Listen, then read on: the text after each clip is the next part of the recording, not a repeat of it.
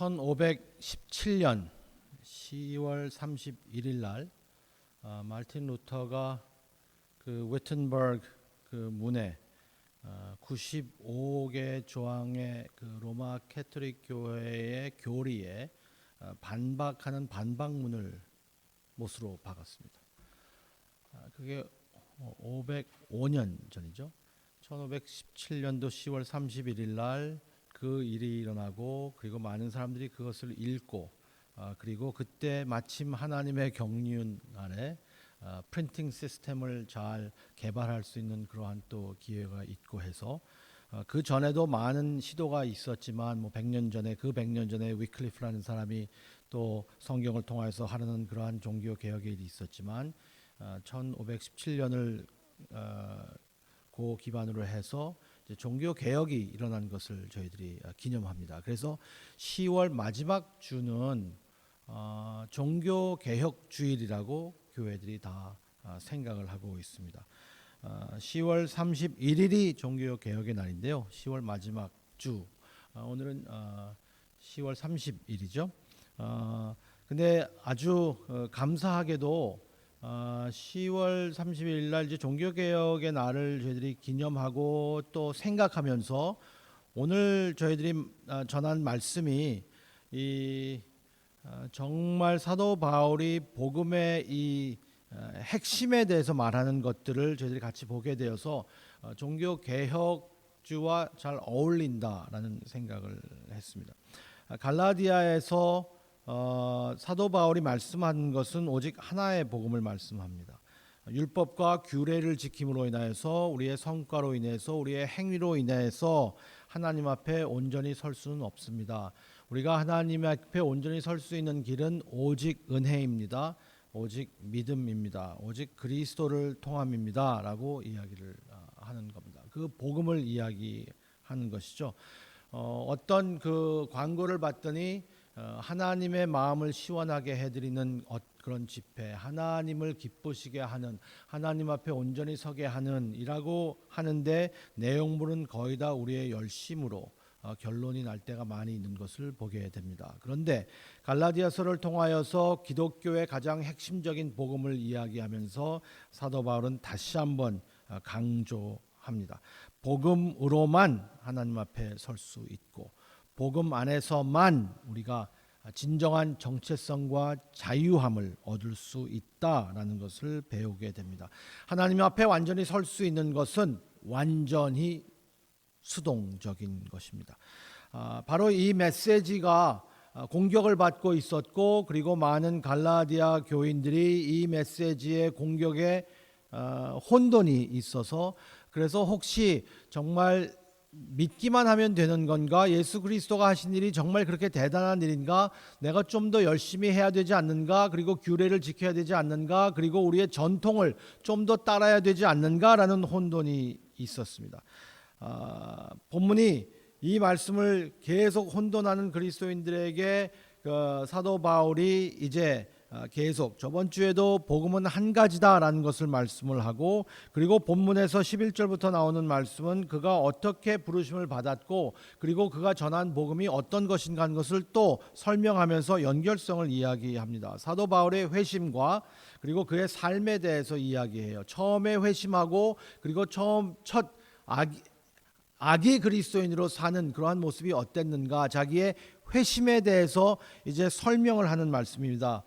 그래서 오늘 이 말씀은 저희들이 요약한다면 계시와 회심이라고 저희들은 생각할 수 있을 것 같아요. 두 단어로 만약에 이 말씀을 요약하면 계시 그리고 회심입니다. 오늘 세 가지만 저희들이 볼게요. 바울의 그 변증에 대해서 이야기하면서 변증과 회심과 변화인데요. 이 변증에 대해서 이야기할 때는 하나님의 계시를 이야기하는 겁니다. 여러분들이 성경이 있으시면 성경을 펴셔도 되고요. 아니면 저희들이 아까 읽은 걸 다시 올려주셔도 되지만, 일절이 없으니까 여러분들이 성경을 한번 펴보시면 저희들이 공부하는 그 마음으로 한번 보실 수 있을 텐데 좀 비교를 하셨으면 하는 마음에서 그러는데요. 1절과 12절이 얼마나 비슷한가 하는 것을 여러분들이 보실 수 있습니다. 1절과 12절이 비슷해요. 1절에는 이런 말씀으로 시작하거든요.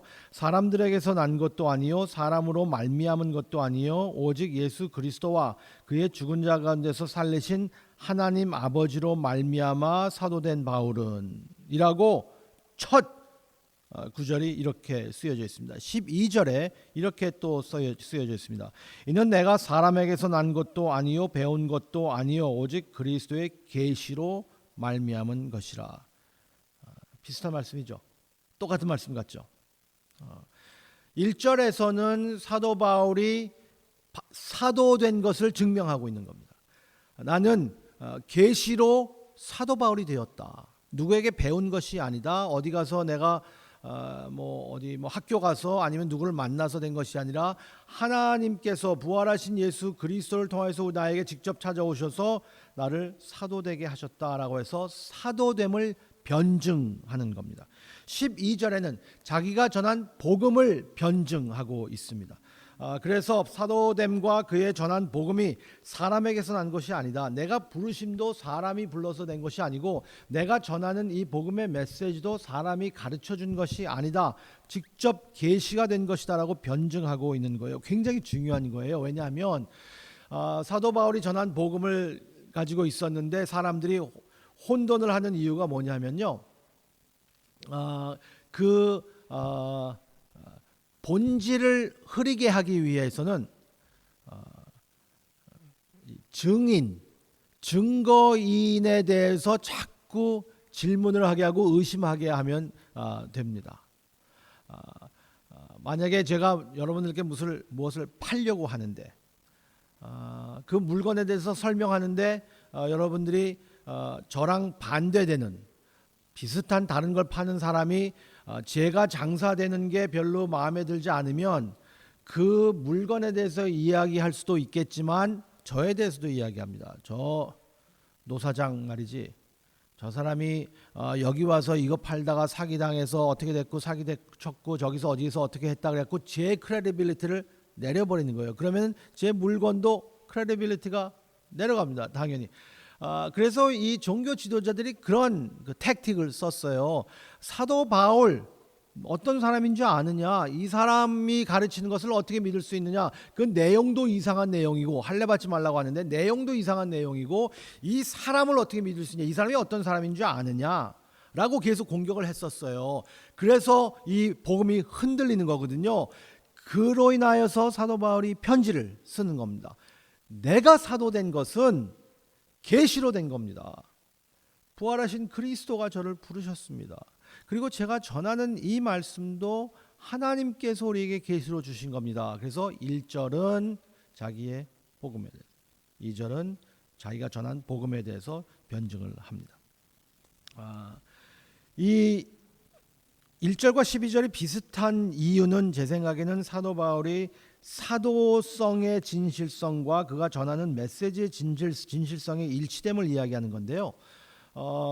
저는 이 말씀을 보면서 메시지와 메신저가 얼마나 일치돼야 되는 것인가 하는 그러한 또 적용도 하게 됩니다. 설교자로서 전하는 메시지와 전하는 메신저가 얼마나 같이 되어야 되냐. 어떤 목사님과 같이 그런 대화를 했습니다. 목사님 교인들에게 너무 세게 설교하시는 것 같아요. 목사님 교인들에게 너무 이렇게 하라 저렇게 하라 정말 우리가 할 수 없는 것들을 요구하시는 것 같아요. 목사님은 그렇게 살 수 있어요? 라고 제가 물어봤어요. 그랬더니 그 목사님이 1초도 망설임 없이 설교하는데도 누가 다 그렇게 삽니까? 그랬어요. 그럼 왜 그렇게 말을 하느냐? 그때부터 제가 혼돈이 오기 시작했습니다. 아주 혼란스러웠어요. 분명 어떤 의미의 좋은 의미도 있고 배울 만한 의미가 있는 것 같기도 합니다. 우리의 하나님의 말씀대로 다 살 수 없어요. 그렇지만 말씀을 전해야 합니다. 그런 의미도 있고 아니면 또 부정적인 의미는 우리가 다 그렇게 살라고 하는 것이 아니라 그냥 우리가 이 말씀대로 이것을 그냥 꼭 해야 된다라는 그런 의미도 있을지 모르겠어요. 하지만 저희들이 증거하는 사람과 그 메신저와 메시지가 일치돼야 되는 그러한 아주 깊은 도전이 되는 교훈이 있기도 합니다. 사도 바울이 12절에 말씀하시는 것은 그의 말씀의 진실성입니다. 내가 전하는 복음은 진실된 복음이다. 1절부터 11절에서 말씀했던 것처럼 다른 복음이 아니다. 하나의 그 복음이다. 바울의 생각에서 나온 것이 아니라 하나님의 심장에서 나온 것이다 라고 이야기합니다. 예수 그리스도로 말미암아 사도로 부르심을 받았다. 하나님의 복음입니다. 여기서 잠깐 멈춰 섰으면 좋겠는데요. 하나님의 복음 진리인 것을 사도 바울이 계속 수호하면서 가르치고 있습니다. 여기서 중요한 이슈는 권위와 진리입니다. 바울의 말을 들을 것인가 아니면 유대교회 선생들의 말을 들을까 하는 것이 중요한 요점이에요. 이 갈라디아 교인들에게 사도 바울이 도전할 때에 이 사람들에게는 결정을 내려야 될 그러할 시기가 온 거예요. 그래서 결정을 내려야 될 그러한 참 위기라고 할까요? 그렇게 됐는데 사람들이 사도 바울의 말이 맞는 말일까? 아니면 종교 지도자들이 맞는 말일까? 바울과 그의 복음이든지 아니면 유대교 선생님들과 그의 가르침이든지 둘 중에 하나를 선택해야만 했었습니다.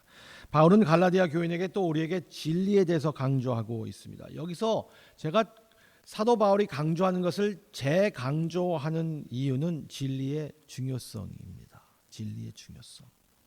진리가 우리에겐 중요합니다. 제가 왜 이것을 더 강조하냐 하면요. 지금 우리가 살고 있는 시대는 진리가 중요하지 않습니다. 그 반대입니다. 진리에 대해서 저희들이 목숨 걸지 않아도 되는 시대에 살고 있습니다. 어디를 보아도 사람들은 자기의 생각과 의견을 객관적인 진리보다 더 중요하게 생각합니다. 그래서 개인의 감정, 개인의 생각, 나만 진실하게, 나만 정말 뜻을 다해서 믿는 것이 있고 내가 그것이 진리라고 믿으면 그것이 진리가 된다라고 생각을 합니다. 그래서 저희들이 보통 사람들이 디베이트를 하거나 아르규할 때 이야기하는 게 있어요. 내가 그렇다고.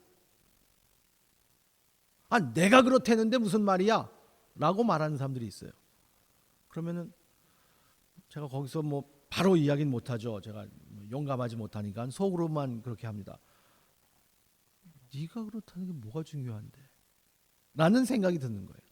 저도 그렇고 내가 그렇다고, 내가 이렇게 생각한다고, 내 감정이 이렇다고 그게 진리가 되었어요. 지금은 이 시대에는. 그래서 객관적인 진리보다는 주관적인 생각과 주관적인 감정이 This is how I feel. If I feel like this, it must be right. 그런 생각이 굉장히 많습니다. 저는 우리의 경험과 생각과 감정이 중요하지 않다라는 말씀이 아닙니다. 제가 그 말씀을 드리는 게 아니에요. 우리의 감정 중요합니다. 우리의 생각 중요합니다. 우리의 주관적인 입장 중요합니다. 그렇지만 그것이 절대적이 아니라는 겁니다. 우리는 어떤 것이 절대적인 것인가? 사도 바울은 여기서 말씀하고 있는 거예요. 절대적인 것은 하나님께로 오는 것이다. 하나님께로 오는 것이 절대적이다라는 말씀이에요.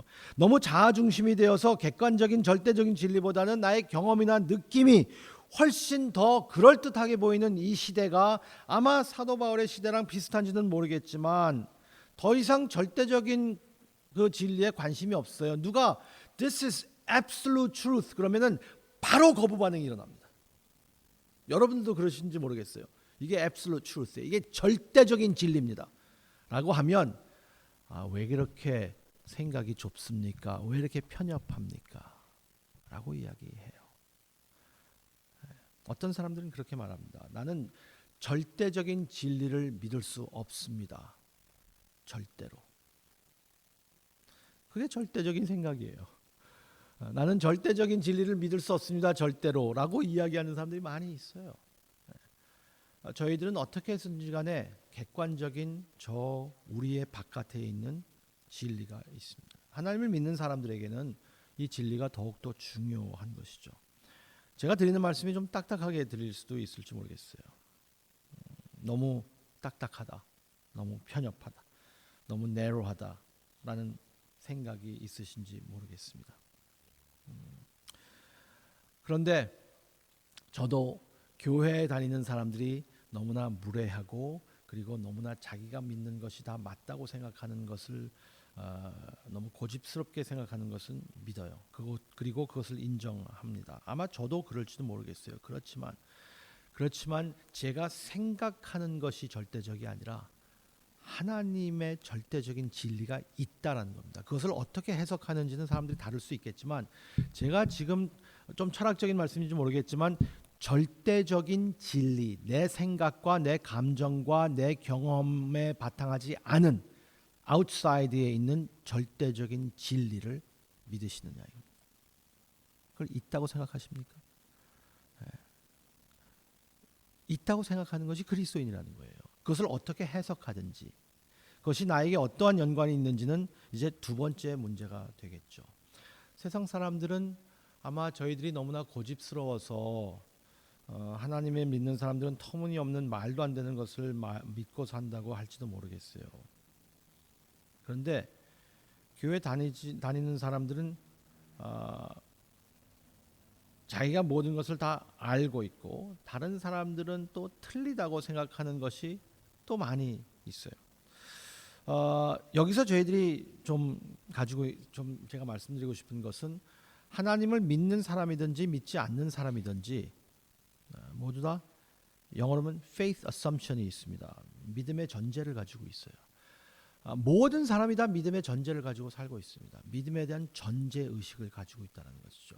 좀 팬시한 영어로는 presupposition이라고 말하고 그리고 좀 더 쉬운 말로는 faith assumption이라고 하는데 다 전제하는 게 있어요. 믿음에 대해서. 하나님은 안 계시다. 전제하는 거예요. 하나님은 계시다. 존재한다. 전제하는 거예요. 이게 다 전제에서 저희들이 전제하는 것에서 일어나는데 저희들이 전제하는 것은 무엇이냐 하면 하나님의 객관적인 진리가 있다. 사도 바울이 아마 그것을 설명하는 것인지 모르겠어요. 본문에서 우리에게 주어진 중요한 질문은 사도 바울이 말하는 자기의 권위가 그리고 자기가 전하는 복음이 진리라는 것을 어떻게 변증하고 있는가. 이 말씀을 통해서 어떻게 이렇게 확신할 수 있을까라는 것을 이야기하면서 분명히 이 일이 있을 수 있다. 그리고 이것이 하나님께서 주신 것이다 라고 하면서 이제 디스플레이 넘버 1을 보이면서 사도 바울은 자기의 삶을 보입니다. 바울의 회심이에요. 12절에 복음이 그리스도의 계시로 말미암아 바울에게 이르렀다라고 했습니다. 부활하신 예수 그리스도께서 그에게 나타나서 그에게 복음을 전하도록 위임하셨다라는 주장을 하고 있습니다. 13절과 14절에 계속해서 그가 설명하는 것은 무엇이냐면 끈질기게 반기독교적인 생각을 가지고 있었던 내가 하나님께서 찾아오셔서 나를 변하게 해주셨다는 것이죠. 자기의 주장을 시작하는 것이 무엇이냐면은 나는 끈질기게 13절 14절에서 회심하기 전에 얼마나 반기독교 사람이었는가. 교회를 황폐하게 하는 사람이었다. 위협과 살인을 내뿜으면서 사도행전 9장 1절에서 나오는 것처럼 남녀를 디스크리미네이트 하지 않고 다 옥에 가둘 정도로 그리고 사람을 죽이는 것을 승인할 정도로 나는 기독교인에 대한 그러한 박해를 했던 사람이라고 이야기합니다. 그리고 긍정적으로 그의 파지티브 사이드를 보면은 그 당대의 가장 엄격한 바리새인 중에 한 사람이었었습니다.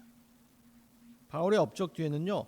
조상으로부터 물려받은 바리새인의 전통에 대한 감당치 못할 열심이 자리 잡고 있었어요. 아주 감당치 못할 열심이에요. 얼마나 열심이었는지 모릅니다. 사도 바울의 열심이. 네. 저도 어릴 때 사도 바울의 사도 바울을 보면서 나도 저런 사람처럼 돼야지라는 그런 생각을 해본 적이 있을 때가 있었습니다. 정말 열심히 해야지. 사도 바울은 자기가 가지고 있는 그 전통에 대해서 얼마나 열심을 가졌는지 모릅니다. 기독교는 그리스도를 믿음으로 말미암아 구원을 받았고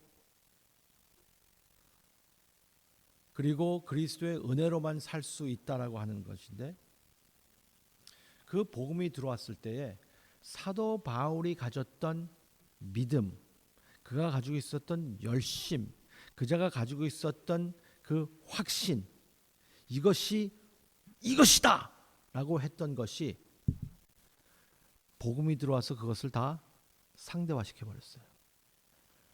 다 relativize 시켜버린 거예요. 그래서 자기가 믿고 있었던 그 자기의 생각과 확신이 진리가 아니라 또 다른 하나님께서 주시는 그 말씀이 진리라는 것을 깨닫게 되는 순간입니다. 어떻게 그것이 상대화됐냐 하면 할례예요. 사도 바울이 가지고 있었던, 그리고 그 종교인들이 가지고 있었던 확신 중에 하나는 뭐였냐면 열심과 그리고 컴프로마이즈 할 수 없는, 타협할 수 없는 교리가 뭐였냐면 할례 받는 거였었어요. 무조건 하나님의 사람은 할례를 받아야 된다. 근데 복음이 들어오면서 할례를 옵션으로 만들었어요. 아니, 하지 못하게 했어요. 여러분, 하나님을 믿을 때는 꼭 이거 하나 해야 된다라고 하시는 거 있으신가요? 제가 좀 강하게 말씀드릴게요. 성경 읽어야 된다. 주일, 성수, 교회 나가야 된다. 그렇게 해야 돼요. 그렇지만 사도 바울이 이 변화되는 모습에서는 주님께서 주시는 복음이 그것이 조건이 아니다라는 것이 바뀌었어요. 성경 보는 것, 기도하는 것, 그분에게 사도 바울 그 선생님이 생각하시는 할례, 우리가 생각하는 우리의 열심, 우리의 종교 생활, 이것들이 하나님께 구원을 얻는 조건이 아니다 라는 것이 조건이 아니다. 하지 말라는 거 아닙니다. 다음 주에 꼭 나오셔야 됩니다. 그렇기 때문에 사도 바울도 그랬고, 그리고 사도 바울처럼 바리새인들도 자기의 존재의 위태로움을 느꼈어요. 여태까지 내가 믿고 있었던 것이 하루아침에 무너진다고 생각해 보세요. 이 바리새인들이 얼마나 너버스했겠습니까? 저도 가끔 그런 생각하거든요. 내가 믿고 있었던 이 복음이 하루아침에 한번 무너졌다고 생각하고, 아니야 주님이 아니야 이거 아니었었어, 또 다른 어떤 진리가 있었어라고 개종을 해야 된다는 상상을 한번 해본다면 얼마나 이게 엄청난 일입니까? 사도 바울이 그 경험을 한 거예요. 완전히 회심이 자기가 가지고 있었던 그 모든 것에 대해서 완전히 반대되는 것을 믿으라는 겁니다. 그래서 그는 힘을 다해서 반응했습니다. 근데 왜 갈라디아 교인들에게 이 말씀을 하실까? 바울의 요점은 이겁니다. 13절과 14절에 이 설명을 하는 것은 그의 복음이 사람이 아니라 그리스도께서 왔다라는 주장이죠. 그 논쟁을 어떻게 펼치고 있습니까? 22절, 24절에서 그의 논쟁을 이렇게 펼치고 있습니다. 22절부터 24절까지 그리스도 안에 있는 유대의 교회들이 나를 얼굴로는 알지 못하고 다만 우리를 박해하던 자가 전에 멸하려던 그 믿음을 지금 전한다 함을 듣고 나로 말미암아 하나님께 영광을 돌리라. 사도 바울이 어떻게 생겼는지 모릅니다. 그때에는 페이스북이나 트위터가 없었으니까 당연히 알 수 없었죠. 한번 만나본 적이 없는 사람이지만 다만 이상한 건 뭐냐면 우리를 그렇게 죽기까지 우리를 박해하던 자가, 우리가 믿는 이것 때문에 우리를 죽이겠다고 박해하던 자가 지금 그 사람이 이걸 믿고 있다. 그리고 그것을 전하고 있다. 그것으로 인하여서 하나님께 영광을 돌린다. 근데 여러분, 처음에 사도 바울을 좀 의심할 만도 하죠. 저 같았으면 그랬을 것 같아요. 제가 아주 조심스러운 사람입니다. 제가 아주 커셔스해요. 제가 결정을 아주 조심스러워요. 하여튼 제가 소심한 사람입니다. 그래서 제가 무슨 얘기가 있으면은 밤에 가서 왜 그런 얘기를 했을까? 왜 그런 사람은 그렇게 했을까? 계속 생각하면서 하루 종일 밤새도록 잠을 못 자고, 그리고 계속 예민하게 그렇게 사람인 것 같으시죠? 근데 비슷하기는 해요. 확 마음을 여는 사람이 아니에요. 우리 모두 다 뉴욕에서 살면 그렇죠. 확 마음을 열 수가 없죠. 뉴욕에서 살면. 아니 이단도 아니고 우리가 지금 교회 믿는데 작년 재작년만 하더라도 우리를 죽이겠다고 박해하는 사람, 그래서 그 사람이 제발 우리 교회 오지 말게 해달라고 딴 데로 길을 틀게 해달라고 우리가 기도하고 했는데 드디어 왔어요. 그리고 그 사람이 와갖고 당신들이 믿는 거 이게 그리스도의 복음입니다, 나의 형제입니다. 그러면은 여러분들은 어떻게 하시겠어요? 오셨네요. 그러면 저는 그랬을 거예요. 저 사람 왜 저렇게 순진해?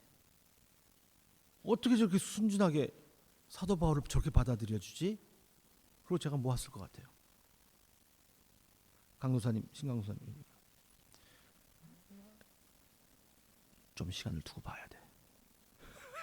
사람은 10년은 봐야 된다 그랬어. 제가 그렇게 할지 모르겠어요. 그러니 이 사람들이 이 세월들을 보면서, 이 세월이 지나가는 것을 보고, 그리고 사도 바울의 변화된 모습을 보면서 하나님께 영광을 돌렸다는 것이 굉장히 놀랄 일입니다. 사도 바울의 회심이 얼마나 완전하고 얼마나 놀라운 것인지 지적하면서 이 말씀을 끝맺고 있어요. 박해자가 설교자로 변했다. 기독교인을 죽일 준비가 된 사람이 기독교인으로서 죽임을 당할 준비가 된 사람으로 변했다. 그리스도의 메시지, 그 메시지를 자기가 이제는 붙잡고 그 메시지를 위해서 사는 사람이 됐다는 거죠. 종교적인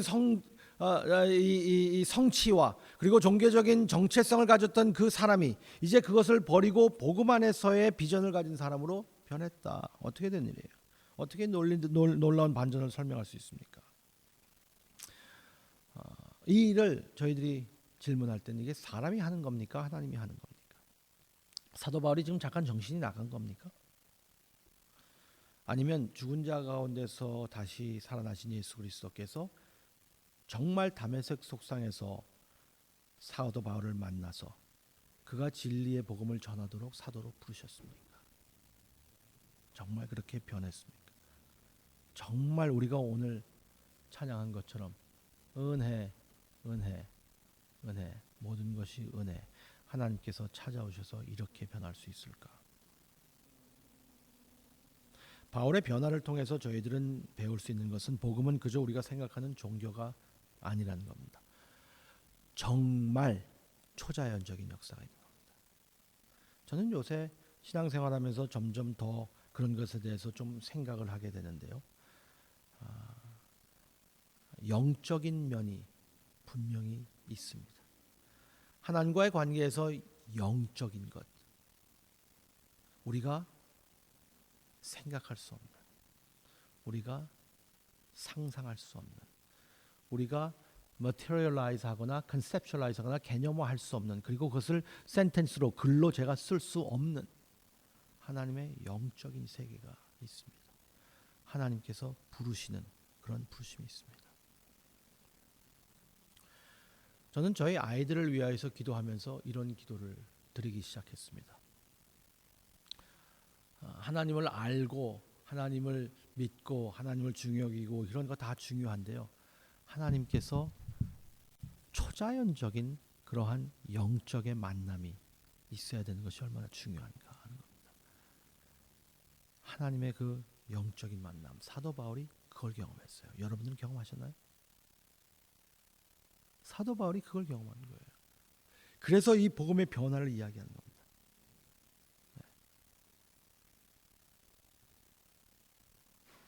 바울의 변화를 통해서 그게 종교가 아니라 은혜다. 한편으로는 그는 믿을 수 없을 정도로 도덕적이고 의로운 사람이었지만 하나님 앞에는 의롭게 될 만큼 그렇게 의로운 사람은 아니었었어요. 아무리 그가 의로운 사람이라고 할지라도 일주일에 2번 금식하고 11조를 하고 그리고 모든 사람보다 더 그 열심히 뛰어난 정말 훌륭한 바리새인이고 그렇게 의로운 사람이라고 할지라도 하나님 앞에만큼 설 수 있을 정도의 의는 못 됐습니다. He wasn't righteous enough. 완전해야 됐기 때문에. 반면에 그는 너무나 악했지만 그리스도를 믿는 사람들을 박해하며 죽이는 그러한 행위까지 했지만 그를 구속할 수 없을 정도로 나쁜 사람은 아니었었습니다. 다시 말씀드리면 아무도 복음의 은혜가 필요하지 않을 정도로 선한 사람은 없습니다. 동시에 아무도 복음의 은혜를 받지 못할 정도로 악한 사람도 없습니다. 그 얘기는 사도 바울이 하나님의 은혜로 찾아오기 때문에 그의 선함으로 인해서 하나님의 은혜가 필요하지 않은 사람도 없고 그의 악함으로 인해서 하나님의 은혜를 저버릴 수 있는 사람도 없습니다. 하나님의 은혜는 선한 사람도 부르시고 가장 악하다고 생각하는 사람도 부르시는 게 하나님의 은혜예요. 그러니까 relativize 시키시죠. 상대화시키죠. 복음은 우리를 종교가 없는 상태에서 종교를 가지라는 말씀이 아니지만 종교 의식을 가지고 있는 사람들에게 종교 의식을 버리라고 요구하는 거예요. 어떻게 이렇게 이런 것을 생각해낼 수 있을까? 종교 의식을 버리라. 좀 더 하나님과의 그런 인격적으로 복음의 이 현실성과 그리고 복음의 이 진잠을 가지고 사는 것이 어떤 것인가? 아직까지도 저희들은 종교적인 그런 것들이 굉장히 많이 있는 것 같아요. 마지막으로 바울의 변화를 보면 16절 이하의 그리스도를 만난 후가 그가 한 일을 스케치합니다. 아무도 그리스도의 환상이 단순히 가서 사도들과 함께 연구하십시오라는 그런 말씀하셨다고 생각해서는 안 되는 거죠. 사도 바울이 여기서 계속 강조하는 것은요, 제가 누구랑 가서 공부한 것이 아니다. 아라비아로 갔다. 다메섹으로 갔다. 3년이 지나면서 복음이 그의 삶과 생활에 생각에 자리 잡힌 후에 그 후에야만 베드로를 만나기 위해서 예루살렘을 갔다. 그리고 15일 동안 예루살렘에 머물러 있는 동안에 형제 야고보 외에는 아무도 보지 않았다. 라고 계속 증명하려고 하는 것이 무엇이냐면 누구에게 배운 것이 아니다. 그리스도께 받은 자기의 사도증과 말씀을 이야기하는 겁니다.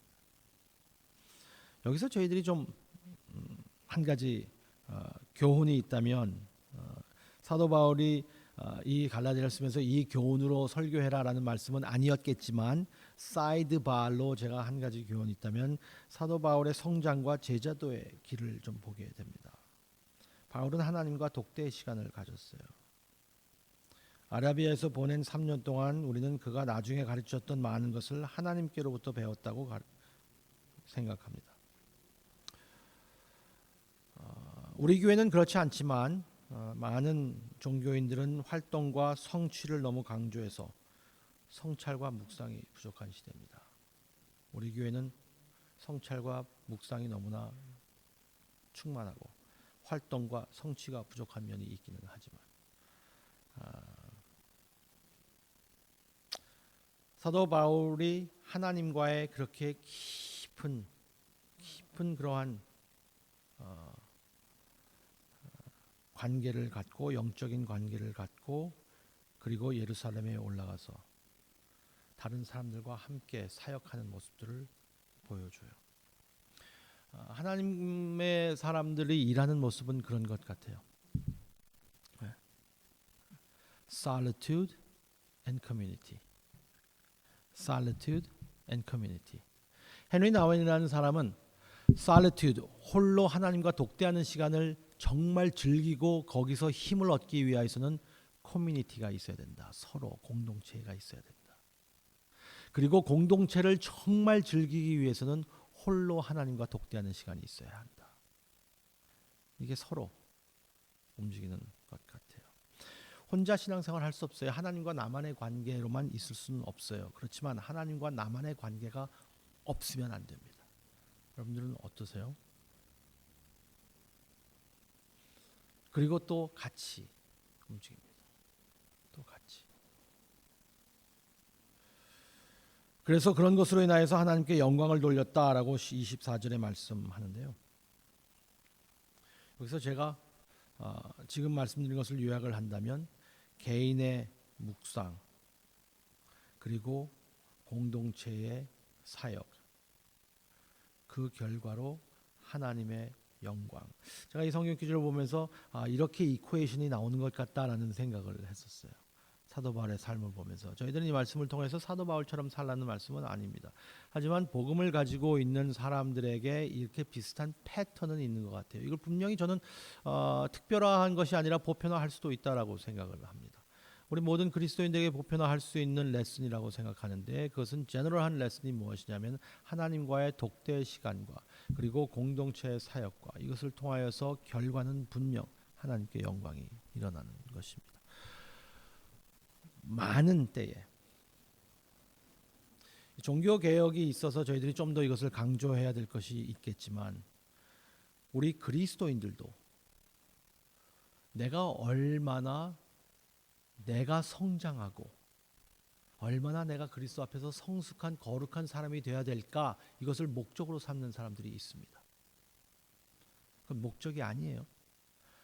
또 하나님과의 독대에서 그런 것을 강조하는 사람이 있는가 하면 또 사람들을 섬기고 다른 사람들에게 도움을 주고 다른 사람들에게 혜택을 주는 것이 그리스도인의 목적이라고 생각하는 사람들이 있습니다. 좋은 겁니다. 목적이 아닙니다. 그런데 사도 바울에게 배우는 것 그리고 우리 이 종교 개혁의 이 역사에서 우리가 배우는 것 우리의 목적은 하나님의 영광입니다. 하나님의 영광. 얼마나 하나님의 영광을 드러내고 있느냐. 얼마나 나의 삶이 하나님께 영광을 드리는 삶이 되는 것이냐. 복음도 교회도 신앙 생활도 하나님과의 관계에서도 그리고 사람들을 돕는 공동체 생활과 사역에서도 우리의 오직 목적은 하나님의 영광. 하나님의 영광. 제가 존재하는 이유도 하나님의 영광을 위해서입니다. 그게 최고의 목적이 되어야 되는 거죠. 그게 종교개혁의 정신입니다. 그리고 사도 바울이 가르쳐 주시는 이 복음의 끝입니다. 종점. 복음의 종점은 하나님의 영광이에요. 그래서 우리가 하나님의 영광을 더 깊이 생각하며 묵상하면서 하나님이 우리의 삶을 통해서 교회를 통해서 가정을 통해서 영광 받으시는 것이 어떤 의미인가 더 깊이 생각했으면 좋겠습니다. 한번 같이 기도했으면 좋겠는데요.